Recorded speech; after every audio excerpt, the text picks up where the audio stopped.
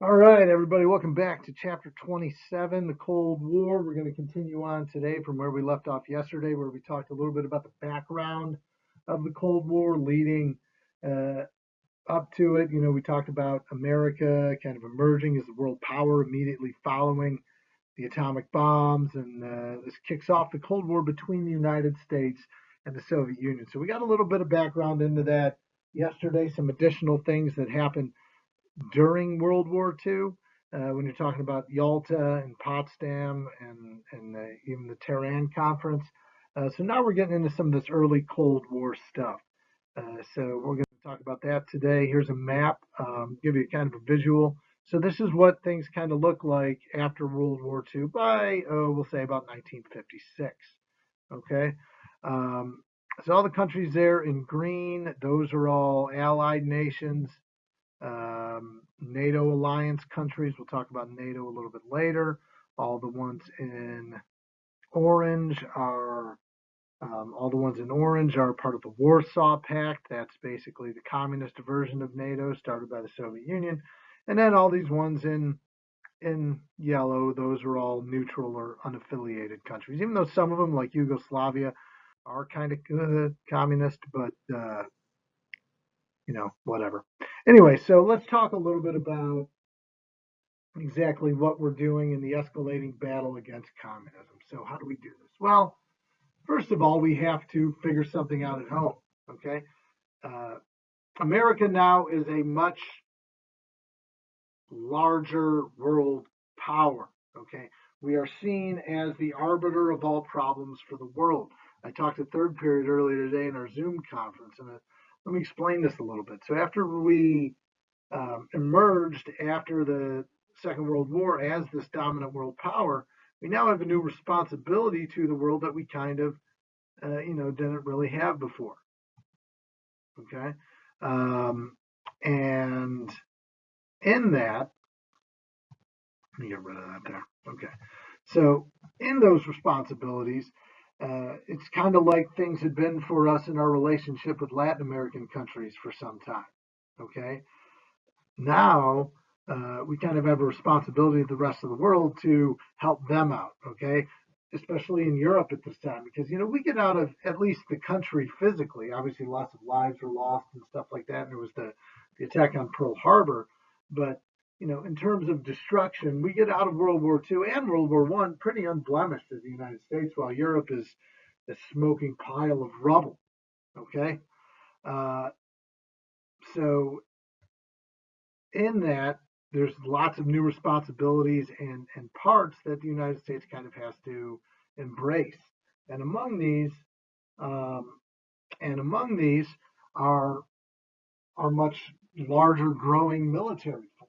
Okay, so what we do almost immediately after the war in 1947 is um, establish what we call basically the Department of Defense. Okay, James Forrestal gets installed as the first ever United States Secretary of Defense. Okay, the first ever United States Secretary of Defense. What do you say? Why didn't we have one before? Well, we did, but the title was actually Secretary of War. There was a Secretary of War, there was a Secretary of the Army, there was a Secretary of the Navy. There are all these people. Okay, what we're doing is reconsolidating our military um, under strategically kind of under one organizational branch called the Department of Defense, headed by the Secretary of Defense, the chairman of the Joint Chiefs of Staff, who was basically like the number one military guy in the country. It was George Marshall during World War II, but he's now the Secretary of State, same guy as the Marshall Plan guy. What it creates is under the Department of Defense, you have the Army, the Navy, the Marines, and the brand new Air Force is created. The Air Force used to be part of the Army, now it's its own thing. Okay. We also get the creation of the National Security um, Agency, the NSA, which handles kind of foreign security issues and things like that. We also get the creation in 1947 of the CIA, the Central Intelligence Agency, which does its thing, handles spying and information and stuff like that, particularly dealing with, you know, hostile countries, i.e., Soviet Union communists, right? So that's what we get there. They also house them all in a brand new giant building with 5 sides that we call the Pentagon. Okay, so it's at this time in when this new National Security Act comes out, it's when we build the Pentagon and house kind of all of our defense agencies and the Coast Guard as well, which is part of that in the Pentagon. Okay, so National Security Act of 1947.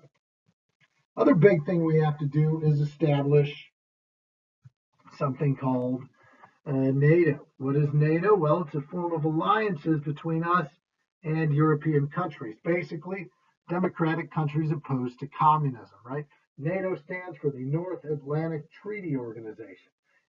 And what we form with mostly us, you hear the president now, he talks all the time about how NATO and we don't want to be in it anymore, and we do spend all the money, and other people don't. I don't know how much truth there is to all that, but in any event, we create NATO to form an alliance, particularly with Britain and France, but also with other democratic countries um, in Europe. Okay, to strengthen our position, to strengthen our position for democracy in Europe, right? And one of the first acts we do as NATO is the unification of the 3 zones of Germany that had belonged to the United States, Britain, and France into one country that we call West Germany. The Soviet Union isn't thrilled about all this, so they take Berlin, which was also divided into 4 zones, one communist and three, or well, one each for Soviet Union, US, Britain, and France. Uh, and Stalin, the Soviet Union, responds to all this by closing off West Berlin to outsiders. So you got to imagine Berlin, Germany is in East Germany. East Germany is all communist except for this one city that's the capital, right? Half part of the city is communist, the other part is a free democracy. So Stalin's like, well, if you're going to create West Germany and all merge together, I want to squeeze all the free folks out of Berlin. Okay, so he puts a blockade on Berlin and prevents and prevents any goods and things like that, and people and whatnot from getting into the city or out of the city. Okay, as NATO, the United States mostly in this case, because it's just a little bit after World War II, so France and Britain are still kind of rebuilding themselves. We respond to this by something called the Berlin Airlift. Basically, what the Berlin Airlift is, this about a year-long period when we provided daily supply drops of goods like food, clothing, rations, medicine to the people of West Berlin to keep them going during this blockade that was instituted by the Soviet Union. Okay, so we're dropping about 1,000 pounds of goods each day for about a year. Okay, so after about a year, the Soviets lifted the blockade, and through the efforts of America mostly, but the other countries as well, half of Berlin doesn't have to become communist. This, of course, ultimately results in the building of the Berlin Wall in 1961, but at this time, it's a great victory for the United States and democracy, or the NATO folks, over communism. Okay, particularly, this is important. Write this down too. This is particularly important for the United States, as it really lifts up the perception of the United States in the views of other countries in the world. Okay, I've already said how we're now kind of like the new world leader. This is more kind of affirmation of that, because we're flying these planes over and dropping stuff in for everybody. America providing that all the needy of the world. We are, we're the ones taking care of everybody, giving the handout. So that's a big message as well. We're even further reinforced as this new, powerful, influential, great leader in the world. Okay, so And we talked about the NATO alliance already. Um, you know, obviously it's an alliance between democracy-friendly countries in um, Western Europe and Canada and Greenland and places like that. But let's not get fooled. What it really is an alliance of democratic countries against communism. We don't want communism to spread. We want to make sure that there's more teams in the draft on team democracy. So let's form another alliance militarily with them just to make sure they don't fall to communism. The Soviet Union does the same thing, and they formed the Warsaw Pact a few years later. They do it a little bit differently. They use tanks and guns and threats to kill people to say, hey, you're going to be communist now. And they say, I don't know, something in Russian just to make them happy. And, they force these folks to become part of the Warsaw Pact countries friendly to communism, at least force them to be friendly to communism and to adapt to Soviet policy. So the Soviet Union gets much larger as they go in forcefully and take other people, putting them on team communism. So we've done all this. The Cold War is obviously cooking. We've got two sides. We got the good guys, which is the NATO folks, or the United States, or Team Democracy, coached by the U.S., and you got Team Evil Commie, the Warsaw Pact, coached by the Soviet Union. So here's where Cold War policy is at this point. All we've seen happen is the gradual expansion and very quickly, within a few years, of the concept of containment. Okay? Containment becomes one of the big key words of this time period. Containment was as popular a word in the late 1940s, early 1950s as like coronavirus prevention, something or other is today, right?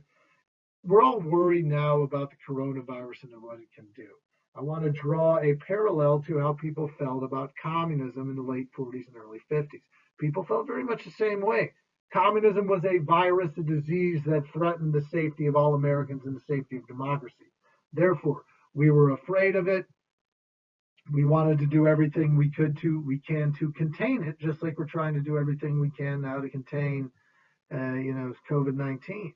Okay, so this containment idea is like we got to do everything we can to stop the spread of communism throughout the world and in the United States. So this is what we're focusing on. Our Cold War policy is now containment completely. If that means sending troops to the far reaches of the world, which we do in Korea and Vietnam, so be it. If this means spending millions or billions of dollars to hand to other countries to say, hey, this is money from America, don't be a communist, we'll do that too. All right? Hopefully that makes sense. Again, when we have Zoom tomorrow or on Thursday or on Wednesday, ask questions about the stuff here that doesn't make sense or anything you want me to go over in a little bit more detail. All right. So let's talk about one of these big containment efforts, which of course is the Korean War. Okay.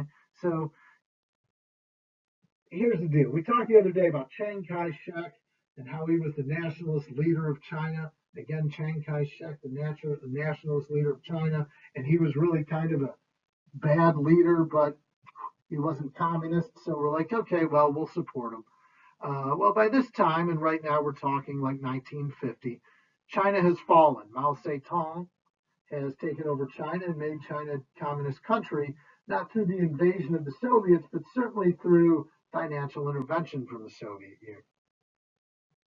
So that's what's happened to China, and we focus our attention now on Korea. And Korea is broken, it used to be called Incheon, and was broken into two sides after World War II. The north part, yellow here, being communist, and the southern part being a democracy. The Soviets, of course, put their guy in the north, a guy named Kim Il-sung, who is the grandfather of Kim Jong-un, who's the president now, and the democratic leader of South Korea is a guy named Syngman Rhee, Syngmanrhee. Syngman Rhee. He's also in the reading, so you can get him there. And he, of course, is the grandfather of somebody. I don't know because they're not in charge in Korea anymore. But we put him in. He's an American educated guy. We say, hey, containment. We'll throw an American democracy over there in South Korea, even though we don't care about South Korea. In fact, it's only been called Korea for a few years now. But hey, we don't want to spread communism, so we won't. So we have that divided peninsula in Korea, the north being communist, the south being a democracy. Pro-Soviet Union in the north, pro-US in the south. Now, what happens is basically, quickly, the North Koreans invade southward into South Korea, and they take almost the whole place over, except this little bit down here. That's not exactly right. Then the United States forces come in, force the Koreans all the way back up north to the border of China, when the Chinese intervene and push us back to here. So then we stop fighting and we say, you know what, let's just go back to where we were before, the 38th parallel, this line right here that divides it, and everybody's going to be happy. Okay? That's basically the Korean War in a nutshell, but it's a perfect example of containment policy. Right? We wouldn't have cared at all about Korea at any time in our history before. Okay? Like I said before, nobody probably even knew where it was. Nobody even heard of it because it had always been called Incheon before that. Now, all of a sudden, because part of it is communist, we suddenly are like, well, we got to stop the spread of communism. So let's go over there. Let's send soldiers, a UN force, even though it's predominantly American. Let's send a force over there to repel communism and save the day for democracy. Okay, war was never actually declared in Korea. It's something called a police action. And in this police action, it cost 54,000 American lives, which is significantly less than World War II, than World War One, and the other conflicts, Civil War, whatever. But it's almost as many as the Vietnam War, which of course would come in the 1960s. So pretty bad overall circumstance for ultimately at the end of the day nothing being gained. We went back to the 38th parallel, back to the way things had been before, and they signed a stalemate or an armistice that lasted just up until a couple of years ago when North and South Korea finally agreed to officially end the war. Now, we talked about Chinese intervention. They came in from the north. Now, the big problem, the big interesting thing about this whole event was the big controversy between Harry Truman, who's the President of the United States at this time, and Douglas MacArthur, whose dad, Arthur MacArthur, had a terrible first name, considering his last name, and was our number one general in the U.S. at this time, and was the hero of the Pacific Theater in World War II. Now, when we went north, and here, let me get another color here. When we went north and pushed into China, MacArthur wanted to invade China, knock out communism there. Kind of like when Patton, at the end of World War II, wanted to invade the Soviet Union and destroy communism there, he was told no. MacArthur was told no by Truman. Truman didn't want to, make that investment at this time. MacArthur thought he should have. We got to destroy communism. We have a chance to do whatever. So Truman told MacArthur to let it go. MacArthur says no. He starts being openly critical and defiant of Truman, who of course is the President of the United States.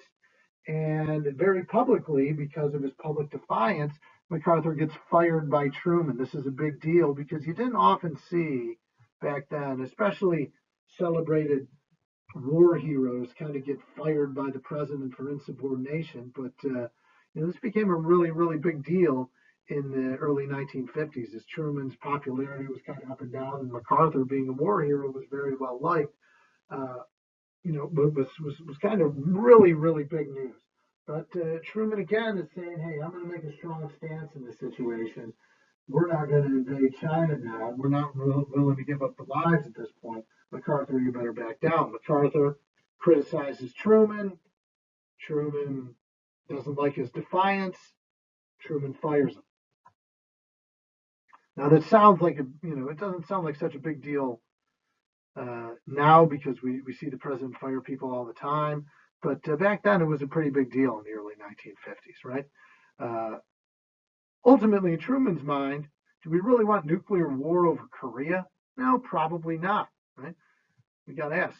This thing isn't going bad, but it's not going great. At the end of the day, this whole conflict is just a tie. Okay, so we really want to send people to their death for something that's ultimately not going to gain us anything. Good foresight on the part of Truman in that respect, and but you can see maybe MacArthur's point of view as well a little bit. All right. Again, this just shows the troop movements from the Korean War. We looked at that already. That's all for today, folks. Tomorrow I'll send you your last bit of notes for chapter 27. Hopefully you get a chance to look at this, if not tomorrow, for our conferences on Wednesday and Thursday. Hope everybody's well. See you.